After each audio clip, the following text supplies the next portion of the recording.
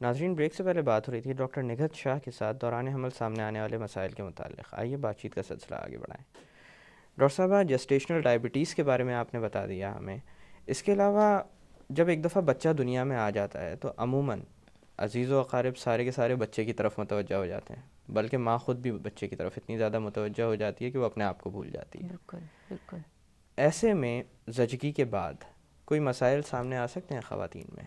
ये बहुत आपने रेलेवेंट टॉपिक छुआ है डॉक्टर साहब, क्योंकि मदर की केयर को कंटिन्यू करना चाहिए उसके बाद भी ना। एक तो ब्लड प्रेशर, जो वाइटल चीज़ें हैं, जो वाइटल्स हैं, उसके हीमोडायनेमिक स्टेटस है, वो भी जो हम हॉस्पिटल में 1 या 2 दिन मदर को रखते हैं डिलीवरी के बाद, वो ये नहीं है कि बिल्स ही बनाना होते हैं।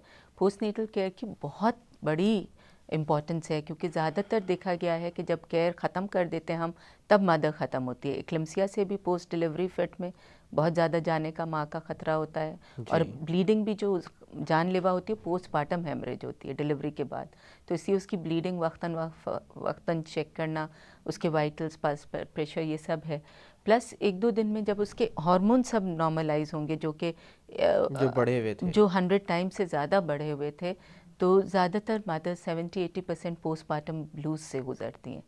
पोस्टमार्टम ब्लूज़ एक फ़ेज़ होता है जिसमें ज़्यादा सेंसिटिव हो गए, खामखाई में रोना आ जाएगा बैठे बैठे, खामखाई में पैनिक कर जाएंगे कि मेरे बच्चे को तो कुछ नहीं हो रहा, अननेसेसरी ओवर रिएक्शन होता है। उसमें सिर्फ सपोर्टिव और इमोशनल केयर चाहिए होती है। उससे ज़्यादा का जो एक स्टेज होता है पोस्टमार्टम डिप्रेशन, वो 3rd या 4th वीक में आता है। तो मदर को ज़रूर तीसरे-चौथे हफ्ते में एक दफ़ा बुला के पूछना चाहिए, रात को नींद आ रही है, भूख लग रही है, खाने पीने का निज़ाम सही है, बच्चे को सही फीड कर रही हैं। ये सारी चीज़ें ज़रूरी हैं, क्योंकि डिप्रेस माँओं को ये खदशा होता है कि मेरे बच्चे को कोई मार देगा, मेरे बच्चे को ये हो जाएगा, वो उस चीज़ पे वो यानी ये मामलात नफ्सियात की तरफ भी जा सकते बिल्कुल हैं। पैनिक में चली जाती है। और 3rd एंड लास्ट, पोस्टमार्टम साइकोसिस, वो तो बहुत डेंजरस होता है। ऑल्दो 1% से लेस है, लेकिन आप उसकी इम्पोर्टेंस यूँ देखें कि सिविलाइज्ड वर्ल्ड में जहाँ माएँ हेमरेज से नहीं मरती, क्लेम्सिया से नहीं मरती, सेप्सिस से नहीं मरती, वो पोस्टमार्टम साइकोसिस से मरती हैं, क्योंकि वो सुसाइड कमिट कर लेती हैं। इतना ये सिवियर फेज़ होता है कि mothers will have tendency to commit suicide, बच्चे को भी मार सकती हैं, ख़ुद को भी। और इसका ट्रीटमेंट मौजूद है, इसका सब कुछ मौजूद है।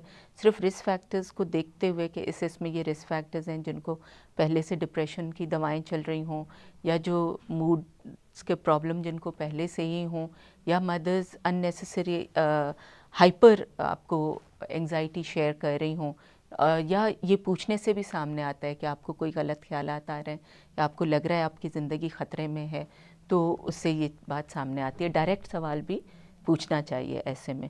तो जी। ये हम समझते हैं साइकोलॉजिस्ट का डोमेन है या साइकेट्रिस्ट का है, लेकिन maternity care 42 days post delivery तो वो हमारी रिस्पॉन्सिबिलिटी है एक जी। ऑब्स्टेट्रिशियन की। उसके बाद भी मैटरनल डेथ में 1 ईयर पोस्ट डिलीवरी भी जो डेथ आती है, वो मैटरनिटी डेथ है। तो इसलिए हम इनसे गाफिल नहीं हो सकते, इन माओं से।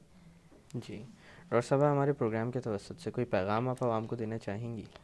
डॉक्टर साहब, आप बहुत अच्छा और नेक काम कर रहे हैं कि अवेयरनेस बढ़ा रहे हैं, लेकिन अभी अब प्रोग्राम से पहले ही मैं आपसे डिस्कस कर रही थी कि उसका वो इम्पैक्ट सामने नहीं आ रहा।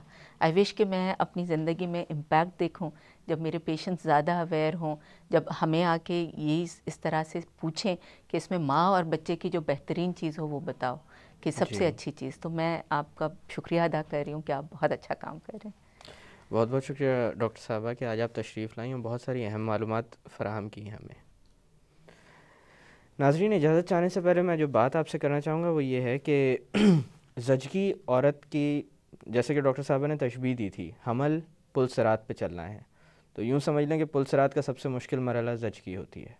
ज़चगी के अंदर होने वाली कॉम्प्लिकेशंस अक्सर बच्चे और माँ दोनों की जान के लिए ख़तरनाक साबित होती हैं।